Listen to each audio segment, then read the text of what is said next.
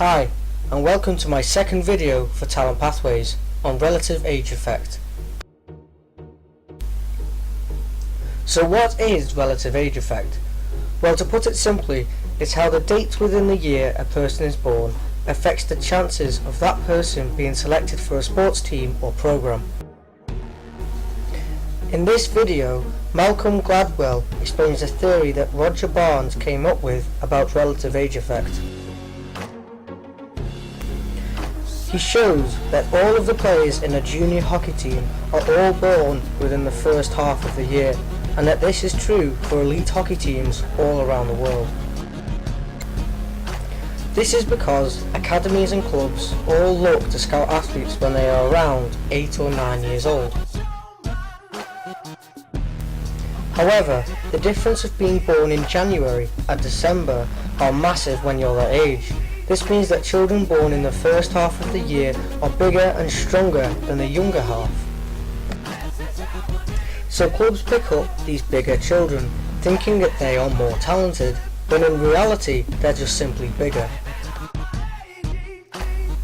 But then they give these bigger children more coaching, better equipment and more game time, etc., until these big kids eventually become the most talented. This leaving the children born toward the end of the year out of facilities where they might have become even better than someone almost half a year older than them. This basically leaves a massive blind spot in the selection of young sportsmen and women by basically ignoring 50% of children.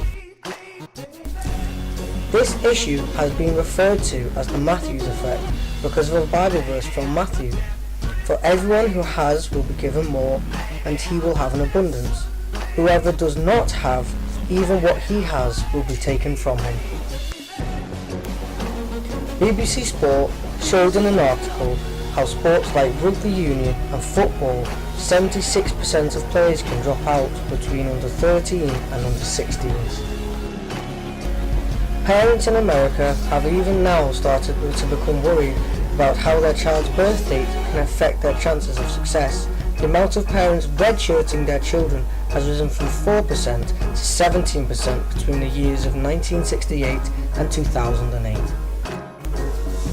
This means they intentionally hold their children back an extra year before they start kindergarten, named for the red jersey worn in intra-team scrimmages by college athletes kept out of competition for a year.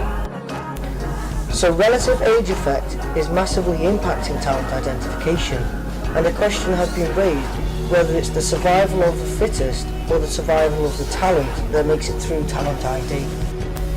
According to Darwin's theory of evolution, organisms which are better adapted to their environment tend to survive for longer.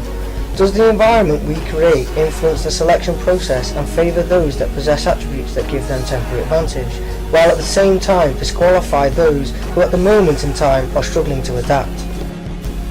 The question has to be asked that if small athletes like Messi were born in places that select athletes based on size over skill, for example England and America, would he have made it to what most people believe to be the best footballer alive?